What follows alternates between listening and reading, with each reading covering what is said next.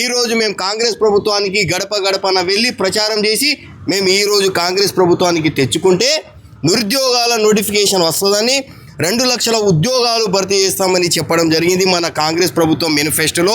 అదేవిధంగా చూస్తే ప్రతి నోటిఫికేషన్ త్వరలోనే జాబ్ క్యాలెండర్ విడుదల చేసి టైం టు టైం ఏ నోటిఫికేషన్ ఏ నెలలో ఇవ్వాలో అనేది కూడా నోటిఫికేషన్ ద్వారా తెలియజేయడం జరిగింది.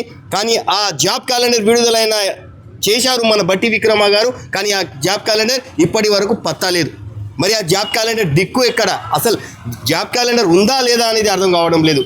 మరి ఇంత మోసం చేస్తుందా కాంగ్రెస్ ప్రభుత్వం మమ్మల్ని నిరుద్యోగులకు? మరి నిరుద్యోగులకు మీకు మోసం చేయాలనిపిస్తే బిడ్డ ఖబర్దార్ ఒకటి గుర్తుపెట్టుకోండి, మిమ్మల్ని 4వ తేదీ నాడు ఖచ్చితంగా మీ కాంగ్రెస్ ప్రభుత్వానికి బొందలో పెడతాం. ఎందుకంటే ఈరోజు మేము పడుతున్న బాధలు మాకు తెలుసు. ఈరోజు 5 రూపాయల భోజనం, స్టడీ హాల్ కట్టలేని ఫీజులు, తల్లిదండ్రులు పాపం అప్పులు చేసి అది చేసి మమ్మల్ని చదివిపిస్తే ఇక్కడ మాకు ఉద్యోగాలు లేక మా తల్లిదండ్రులు పాపం మమ్మల్ని ఇంటికి పోతే అడుగుతున్నారు, బిడ్డ 80,000 ఇచ్చిండట కదా, 70,000 ఇచ్చిండట కదా, 1,00,000 ఉద్యోగాలు ఇచ్చిండట, మీకు ఎందుకు రావట్లేదని. ఒక్కటి గుర్తుపెట్టుకోండి, ఆ నోటిఫికేషన్లు అనేది గత ప్రభుత్వంలో ఇచ్చిన దాన్ని భర్తీ చేసి ఈ కాంగ్రెస్ ప్రభుత్వం వాళ్ళు డబ్బా కొట్టుకుంటున్నారు. అంతేగాని ఈ ప్రభుత్వం వచ్చినప్పటి నుంచి 5,700 పోస్టులు మాత్రమే భర్తీ చేసింది. ఇప్పటి వరకు ఒక్క నోటిఫికేషన్ కూడా కాంగ్రెస్ ప్రభుత్వం విడుదల చేయలే.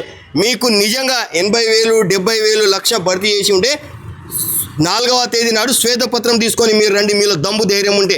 మీరు గిట్లా నిరుద్యోగులను మోసం చేస్తే మాత్రం గడప గడపన వచ్చి చీపురు పట్టుకొని ఖచ్చితంగా ఎమ్మెల్యేలను కానీ ఎంపీలు కానీ బాధుడే ఖచ్చితంగా వాళ్ళ ఇంటికి కూడా ముట్టడి చేస్తాం త్వరలో. Okay, right. మరొక నిరుద్యోగం చెప్పండి బ్రదర్. 60,000 ఉద్యోగాలు, 30,000